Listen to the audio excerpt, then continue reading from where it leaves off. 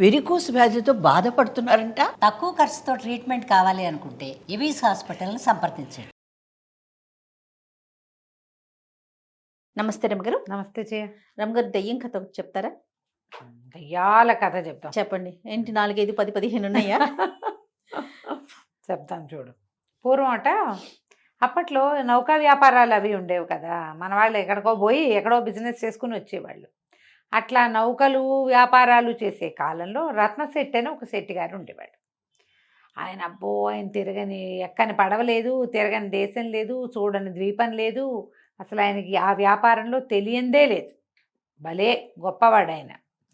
ప్రతి వాళ్ళు ఆయనతో కలిసి ప్రయాణం చేయాలని ఉబలాట పడేవాళ్ళు. ఆయనతో వెళ్తే ట్రిప్ చాలా బాగుంటుంది. ఎన్నో కొత్త విషయాలు తెలుసుకోవచ్చు, కొత్త కొత్త ఊళ్ళు చూడొచ్చు, అద్భుతమైన బిజినెస్లు చేయొచ్చు, బాగా సంపాదించవచ్చు. బోల్డ్ ఉండేవి. ఆయనకి షష్టి పూర్తయింది. ఓకే. అందరూ ఏమన్నారు, షష్టి పూర్తయింది, ఇంకా మానేయాలి, నువ్వు పెద్దవాడి అయిపోయావంటే ఆయన ఏమనుకున్నంటే, వన్ లాస్ట్ జర్నీ, ఒకటే చివరిది, ఇది చేసి ఇంక ముందు చెయ్యను అని చెప్పి ప్రచారం చేశాడు. ఆయనతో బోల్డంతమంది తయారయ్యారు. వారా వీరా జనం, కళాశీలు వాళ్ళు వీళ్ళు ఉంటారు, ఈ పడవలు నడిపేవాళ్ళు. బయలుదేరి పడవ ఎక్కారు, వెళ్తున్నారు. సముద్ర మధ్యంలోకి వెళ్ళాక ఏదో పెద్ద తుఫాను ఊహించలా వీళ్ళు. సడన్గా వచ్చేసింది. ఈ నావకి చుక్కాని విరిగిపోయింది. ఆ పడవకి, వాళ్ళు వెళ్తున్న షిప్కి. ఎన్నిసార్లు సముద్రపు అలలు వాళ్ళని ముంచేయటానికి ప్రయత్నం చేసినాయి. ఎట్టా గొట్ట రెక్కొన్నారు, అన్నీ పోయినాయి. దిక్సూచి విరిగిపోయింది, చుక్కాని విరిగిపోయింది, ఇంకేమిటో పోయింది. తర్వాత ఈ పడవకి పైన కడతారు కదా, అవన్నీ పోయినాయి. షేప్ ఉంది, ఆ తెరచాపంతా పోయింది. షేప్ ఉంది, మనుషులు ఉన్నారు. మొత్తాన్ని గింగిరాలు తిరుగుతూ ఓ పక్కకేటో చేరటం మొదలుపెట్టింది. అది సరేలే, ఏదో ఒక లంకకి పడితే అది అక్కడ ఏదైనా దిగి రిపేర్ చేసుకోవచ్చు. మన దగ్గర ఉన్నవి కాకుండా చెట్టో చేమో మనుషులో ఎవరన్నా కనపడతారని చూద్దామనుకున్నారు. ఒకవైపుకి వెళ్తోంది. అది వెళ్తుంటే వీళ్ళు, బాబుగారు అదేంటండి, అదేమై ఉంటుంది, చూడండి అని ఆయన లేపుకొచ్చారు. ఆయన చూస్తూ, నాకు తెలిసిన ద్వీపం కాదు ఇది, ఏ దయ్యపు లంకో అయి ఉంటుంది. దయ్యాల లంకలు కొన్ని ఉంటాయి సముద్రంలో, నేను ఎప్పుడు వెళ్ళలా, ఇది నాకు తెలియదు అనేసరికి మిగిలిన వాళ్ళంతా అన్నారు, దయ్యాల లంక అట్లా అంటారేంటండి, అలాంటివి ఉంటాయంటే, ఉంటాయిరా, మనం చూడకపోతే లేదంటే ఎట్లా, మనం చూడలా, కానీ లేదని అనకూడదు, ఉండే ఉంటుంది, చూద్దామన్నారు. దగ్గరికి వెళ్తుంటే అది ఎట్లా కనపడుతుంది, చాలా చక్కగా, బాగా పెద్ద కొండ, కిందంతా ఏవో తోటలు దొడ్లుగా, అదేదో అడవి వెర్రెత్తినట్టు లేదు, ప్లాండ్గా పెంచినట్టుగా కనపడుతోంది. బాగా మోకాల కంటే తక్కువగా ఉన్నటువంటి గడ్డి, ఏవో తిరుగుతున్నాయి, గొర్రెల్లాగా కనపడుతుంది. వీళ్ళన్నారు, దయ్యపు లంక అయితే ఇట్లా ప్లాండ్గా ఎలా ఉంటుంది, మనుషులు ఉన్నారు డెఫినెట్గా ఇక్కడ, అది చూద్దామన్నాడు. ఈయనేం మాట్లాడలే. ఈయన ఏమన్నాడు, ఏదైనా సరే మనం అక్కడికి వెళ్ళాల్సిందే, ఎక్కడో ఒక చోటకి ఈ బండి ఈ నావని పట్టించాలి, ఏదో పక్కకి మనం వెళ్ళాల్సిందే, చూద్దాం. అక్కడ వాళ్ళ సహాయం లేకుండా మళ్ళీ మనం ఇల్లు చేరటం కల్లా ఇక్కడ ఏదైనా దిక్సూచి ఏర్పరచుకోవాలి, ఈ చుక్కాని విరిగిపోయింది దీన్ని సరి చేసుకోవాలి, తెరచాప సరిదైపోయింది దాన్ని సరి చేసుకోవాలి, చేయాల్సిందేగా, పదండి వెళ్దామన్నాడు. అనేసరికల్లా సరే పడవ దానికి పట్టేసింది. దగ్గరికి వెళ్ళాక వీళ్ళకి తెలిసింది, భవనాలు ఉన్నాయి, తోటలు ఉన్నాయి, పెద్ద గడ్డి మైదానాలు, గొర్రెలు తిరుగుతున్నాయి, కాబట్టి డెఫినెట్గా మనుషులు ఉంటారు భావించారు. సరే ఏం చేశారు, ఈయన రత్నశెట్టి ఇంకా కొంతమంది కళాశీలు దిగారు. కొంతమంది అన్నారు, మీరు వెళ్ళి చూసి రండి, ఈ లోపల మేము చేయగలిగిన రిపేర్ ఇక్కడ ఏదో చేస్తాం అనేసరికి ఈ గుంపు బయలుదేరారు. ఒక ముసలాయన గడ్డి కోసుకుంటున్నాడు.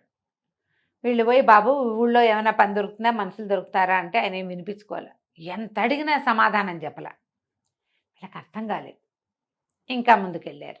ఎవరో కుర్రాడు ఏవో ఇట్లా సామాన్లు మోసుకొస్తున్నాడు. వీళ్ళు ఏం పలకరించినా వాడు మాట్లాడలా. వీళ్ళ భాష కాదా ఏమిటో వీళ్ళకి అర్థం కాలేదు. ఇంకా ముందుకెళ్తే ఒక 4, 5 పిల్లలు ఎగురుకుంటూ వీళ్ళని దాటుకుంటూ వెళ్ళారు. వీళ్ళు ఎవరైనా మన ఎదురుకుంటూ, ఇప్పుడు మనుషులు వస్తున్నారనుకో, వాళ్ళని చూసి ఆగటమో అడగటమో మాట్లాడటమో కనీసం తప్పుకోవటమో చేస్తాం, ఏమీ చేయలే. వీళ్ళ మీద నుంచి వెళ్ళిపోయారు వాళ్ళు అనిపించింది వీళ్ళకి. ఓకే. ముందుకెళ్తే గొర్రెలున్నాయి, గుడ్లున్నాయి, పెద్ద పెద్ద ఇళ్ళు, బోళ్ళన్ని పంటలు, తోటలు, పెద్ద కోటగోడలు. కానీ ఒక్కడు వీళ్ళకేసి చూడ్డు మాట్లాడు. ఉమ్. వీళ్ళకి అర్థం కావటల్లా ఏమిటి ఏమిటి ఏమిటి అని. ముందుకెళ్ళేసరికి ఆయనకు అనిపించింది, ఒరే ఇది దయ్యాలంకే, వీళ్ళెవ్వరూ మనుషులు కాదు, వాళ్ళకి మనం కనపట్టలేదు. సరే చూద్దామని ఆ కోట దాకా వెళ్ళారు. వెళ్తే బయట సైనికులు ఉన్నారు, కాపలాలు. క్రమంగా వీళ్ళకి ఏమర్థమైంది, వాళ్ళల్లో ఎవ్వరూ తమని చూడటం లేదు. దారిలో చెట్లు కాయలు కనపడుతున్నాయి, కోసుకుని తిన్నారు, ఎవ్వరు ఏమంటలే. సరే లోపలికి వెళ్ళారు. ముందుకెళ్తే పెద్ద కోట, సైనికులు కాపలా ఉన్నారు. కోట దాటి గేట్ దాటి లోపలికి వెళ్ళారు. లోపలికి వెళ్తే ఏమిటో డ్యాన్సులు జరుగుతున్నాయి, సంగీతాలు జరుగుతున్నాయి. ఓ రాజుగారు పెద్ద సభా సమూహంగా కనపడుతుంది. ఆ సభలోకి వెళ్ళారు. ఎవరు దాన్ని వాళ్ళు పాడేసుకుంటున్నారు, డ్యాన్సులు చేస్తున్నారు. రాజుగారు వాళ్ళు వీళ్ళు ఓహో ఓహో అంటున్నారు. ఈయన అన్నాడు, ఒరే ఒక తమాషా చేస్తాను చూడండి అని చెప్పి అలా వెళ్ళి రాజుగారి మొహంలో మొహం పెట్టి చూడడం మొదలుపెట్టాడు. రాజుగారు ఈయన అతను చూడలేదు కానీ కెవ్వుమని కేక పెట్టి పడిపోయాడు, స్పృహ తప్పిపోయాడు. వీళ్ళు హడిలిపోయారు ఏమైపోతుందో అని. ఈ లోపల అందరూ వైద్యుడేడి వైద్యుడేడి అంటే ఒక భూత వైద్యుడు లాంటి వాడు ఒకడు పరిగెత్తుకొచ్చాడు. దగ్గరికి వెళ్ళాడు రాజుగారి దగ్గరికి. రాజు నాడు చూశాడు, ఏమీ లేదు గాలి చేష్ట అని చెప్తున్నాడు. అసలు గాలి ఎవరు? వాళ్ళే, అంతే. వాళ్ళందరూ ఆత్మలే, అవన్నీ దయ్యాలే కానీ మనుషులు కాదు వాళ్ళు. అప్పుడు ఏమన్నారు, ఎవరో మనిషి వచ్చాడు లోపలికి. ఆ మనిషి స్పర్శకి రాజుగారికి ఈ పని వచ్చింది. ఇలా వచ్చేసింది, స్పృహ తప్పిపోయాడు. ఏదో స్మెల్లింగ్ సాల్ట్ లాంటిది వాసన చూపించారు, లేవదీశారు. ఇప్పుడు ఆ మనిషికి ఏం చెయ్యాలి? అందరూ అటు ఇటు చూస్తున్నారు, ఎవరికి వీళ్ళు కనపట్ల, వీళ్ళు మాత్రం అన్నీ చూస్తున్నారు. అప్పుడు ఏమన్నాడు భూత వైద్యుడు, అలా కాదు, ఆహార పదార్థాలు వండండి బాగా అంటే అన్నీ వండారు. వండి అక్కడ పెట్టారు, పట్టుకొచ్చారు. అప్పుడు దండాలు పెట్టించాడు అందరితోటి. ఓ మనుషులారా, మీరెవరో, ఓ మనిషి నువ్వు ఇక్కడే ఉండుంటావు, మమ్మల్ని వదిలిపెట్టేసి ఇక్కడున్న ఆహార పదార్థాల్లో నీకేం కావాలంటే అది తిని మమ్మల్ని వదిలిపెట్టి వెళ్ళిపో. మా రాజుగారికి చాలా సెన్సిటివ్, ఆయన సుకుమారుడు, అలా మనుషుల పొలకమని సహించలేడు. మేమందరం వాటికి బాగా అలవాటై మాకేం భయం లేదు, కానీ మా రాజుగారి వల్ల కాదు. కాబట్టి కావలసిన ఆహారం తినేసి మమ్మల్ని వదిలిపెట్టి వెళ్ళిపో. ఇవన్నీ దయ్యాలే కానీ పంటలు కాయలు అన్నీ నిజమే. వాళ్ళన్నీ పనులు చేసుకుంటారు. శుభ్రంగా వండి పెడితే వీళ్ళు 11 మందో 12 మందో వెళ్ళారు, కళాశీలు వీళ్ళంతా. శుభ్రంగా ఆకులు వేసుకుని జామన ఉన్నదంతా శుభ్రంగా తినేశారు. తిన్నారు. అక్కడి నుంచి ఈ సౌగా మొత్తం కోటంతా తిరిగి తమకి చుక్కానికి కావలసిన వస్తువులన్నీ సేకరించుకున్నారు. ఈ ఆహారం ఇంత మూట కట్టుకున్నారు. అక్కడ ఉన్నారుగా కొంతమంది, అన్ని మూటలు మోసుకెళ్ళారు. వీళ్ళు వెళ్ళిపోతూ ఉంటే ఆ భూత వైద్యుడు అన్నాడు, రాజుగారు తేలిక పడుతున్నాడు అంటే వాళ్ళు వెళ్ళిపోతున్నాడు వచ్చిన మనిషి, పర్వాలేదు పర్వాలేదు మీరందరూ ధైర్యంగా పని చేసుకోండి అంటే, అంతకుముందు ఆ దయ్యాలన్నీ నుంచునున్నాయి ఏం పని చేయకుండా రాజుగారిని చూసుకుంటూ ఎవరి దారిని వాళ్ళు పనులలోకి వెళ్ళిపోవటం మొదలెట్టారు. కొంతమంది గొడ్లు తోలుతున్నారు, కొంతమంది గొర్రెలు తోలుతున్నారు, కొంతమంది గుర్రాల సంగతి చూస్తున్నారు. ఊడ్చేవాళ్ళు తుడిచేవాళ్ళు ఎవడి పని వాడు చేసేసుకుంటున్నాడు. వీళ్ళు వాళ్ళ మధ్యలోంచి తమకు కావాల్సిన సామాన్లన్నీ మోసుకుని తిండి కూడా మోసుకుంటూ నడుచుకుంటూ వెళ్ళిపోయారు. వెళ్ళి పడవ దగ్గరికి వెళ్ళాక ఆ సామాన్లతో రిపేర్లు అయినాయి కానీ తిండి మూటలు ఊడదీస్తే అందులో ఏం లేవు, ఇంతంత పిండాలు ఉన్నాయి. అవి ఆహారం తిన్నదే. అక్కడ వీళ్ళు ఏం తిన్నారో తినేశారు. పట్టుకొచ్చిన దాంట్లో ఏది వీళ్ళకి తినడానికి రాలేదు. చెట్లకు కోసారు కాయలు, అవి మాత్రం ఉన్నాయి. సరే వీళ్ళు ఏం చేశారు, కిందకి దిగి మళ్ళీ కట్టెలు అవి ఇవి కట్టుకొట్టుకుని అవి తెచ్చుకున్నారు లోపలికి. చుక్కానికి కావాల్సిన రిపేర్ అంతా చేసుకున్నారు. లోపల సామాన్లలో ఎప్పటివో పురాతన సామాగ్రి, దయ్యాలు వాడవు పెట్టవు వాటిని.